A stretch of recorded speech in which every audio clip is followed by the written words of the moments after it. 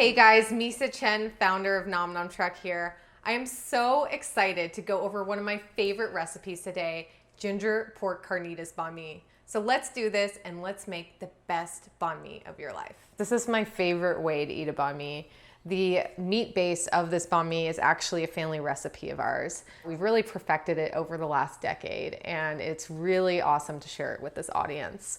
So what you start with is we've got a pork tenderloin here. I've cut it into fourths. The goal is really to first pan sear it with sesame oil. And so I'm heating up the sesame oil here with a little bit of ginger on it just to see when it's ready to go. This meat recipe, actually, I started eating it when I was, I would say, 10 years old. It's based on a recipe that my mom made, and I grew up really in an Asian fusion household. Before it was just purely a pork tenderloin recipe, and now it's turned into more of a carnitas. And I'm just really, really proud of it, and bringing it into the banh mi sandwich was kind of that next step to bring the flavor to the next level. And so we're really just going to pan sear this pork tenderloin just so that it is barely coated on the outside with sesame oil. And sesame oil is one of my favorite things to use because it really has so much flavor and the house just smells so great with it. It's one of my favorite oils to use when cooking. And I think it's also very much overlooked a lot of the time. So I've got it here. The oil's definitely hot enough. So we are going to put, and you just want to sear the outside because it's going to be really well cooked in the crock pot shortly, in the pressure cooker.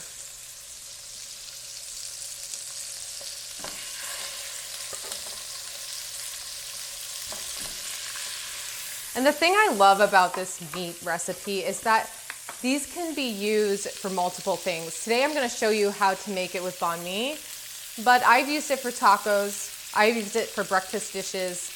You can really get creative with it. That's actually why I have another pork tenderloin right here. I'm going to be making double the amount today for my family, and it freezes really well. So I'm just so excited to share this with you today because this is one of my favorite recipes I have up my sleeve. And it's been perfected so much over the years between my mom, me, and my husband. We just absolutely love it as a base of our kitchen cooking. So really, this is all that is needed, just a couple minutes. It's really gonna be well cooked in the pressure cooker. So this is all that's needed, just a little brown. You see, as you can see, just a little brown on the outside. Just barely pan seared it. And now I'm gonna turn it off and let this just sit right here while I really put together the rest of the marinade. So it's just a very simple marinade. It takes the best of the different sauces that I love for Asian cooking. So we've got here 1/4 cup of oyster sauce, one of my favorite things. So we're gonna put 1/4 cup in, place it in here. And the great thing about this is actually you don't need to double the sauces, so you can actually put 2 pork tenderloins in here. Next, we've got honey. So I'm gonna put in 1/4 cup of honey. Oh, I just love honey as well. It's a great natural sugar that you can use in these marinades. And then 1/4 cup of hoisin sauce. So you can find this at most major supermarkets. And although it's only 1/4 cup, these are very, very strong flavors, so they'll go a long way. And last but not least, of course, we've got soy sauce. I actually use a low sodium soy sauce. It's a little bit healthier. You want to make the sauce more watery. You need to water it down a little bit for the pressure cooker just because it does get so hot in there. Over the years, I've decided to put a 1/2 cup of water in just to really perfect the recipe. So this is really what it should look like, and stir up the sauces. And last but not least, of course, it's called ginger carnitas. So you need to get ginger the size of your thumb, I would say. I just love putting a lot of ginger in. Over the years, I've just increased the ginger more and more because ginger is so good. It's so healthy. Really work hard on getting that fresh ginger. And please, please, please use fresh ginger.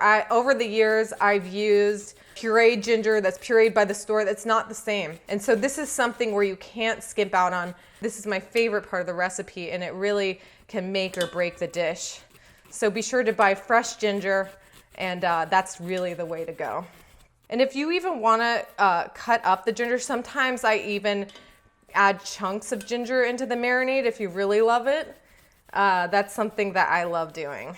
So once it gets down to be very, very small, I actually cut it into smaller chunks. So I'm just gonna sprinkle the last of the ginger in here. And then we've got this really beautifully seared pork tenderloin. So I'm just going to put it in here. As you can see, you just need to fully coat it. And the great thing about cutting it into fourths is that it really can even absorb even more of the marinade than if you kept it as a whole tenderloin. And that's really something we've perfected over the years as well. Okay, so we've put the meat in here, and now we're just really going to pour the marinade over the meat. Make sure it's fully coated, and let's put it in this pressure cooker. Quick and easy. Put the lid on.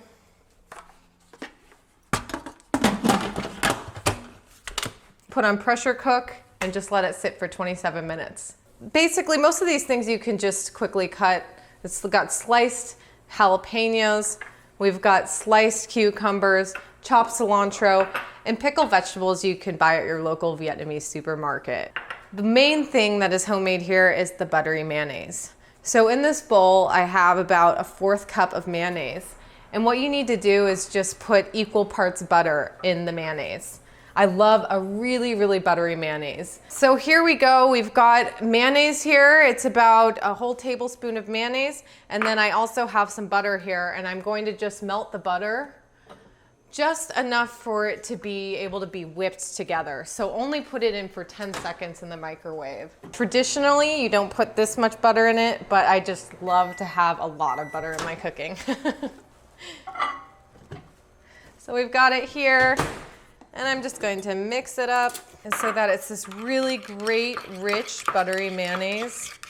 Whip it up together, and then it's ready to serve in what I call a banh mi bar. When I have people over, you just put these all in line, and you have them put together their own banh mi. So I got some great baguettes. They're made with rice flour from Little Saigon in Los Angeles. I love this bakery. It's called Saigon Sandwich. It's where we used to source our baguettes. And the great thing about a Vietnamese baguette is it is crispy on the outside, but light and fluffy on the inside.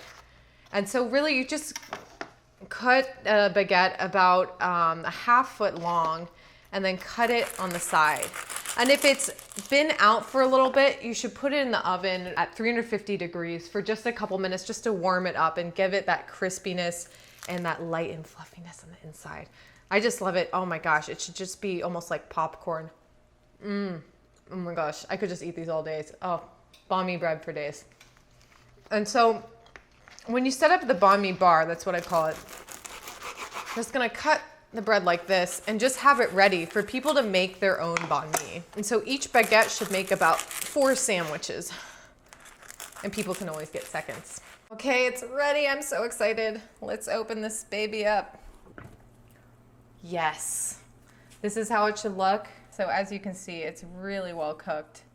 And I'm gonna just take out each 1/4 of the meat and cut it. We're gonna just take out each pork tenderloin piece and just slice it, just pull it apart. It should just pull right apart, perfect.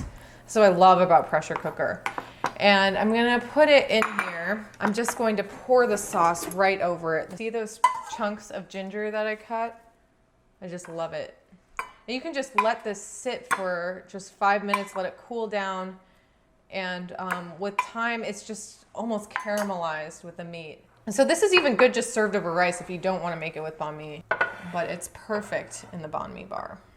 Now what we're gonna do is just, this is an extra step I've added that just makes that meat just perfect. And so you just pour the sauce, and the meat right here, and you're just gonna let it simmer in the sauce a little bit. We're gonna caramelize the sauce and evaporate some of that water that was in there.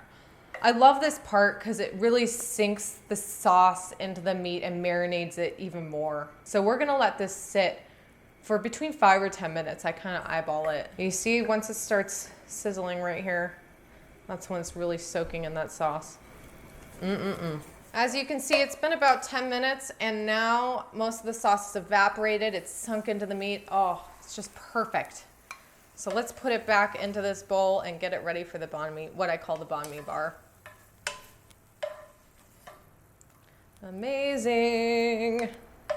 Oh, look at that.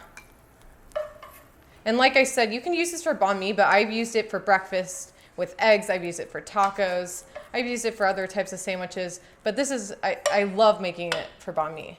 So we're gonna put this in the banh mi bar right here. And now we're gonna finally put together the banh mi. I have this lovely piece of bread. I've toasted it in the oven for a bit. Oh, look at that light and fluffiness on the inside.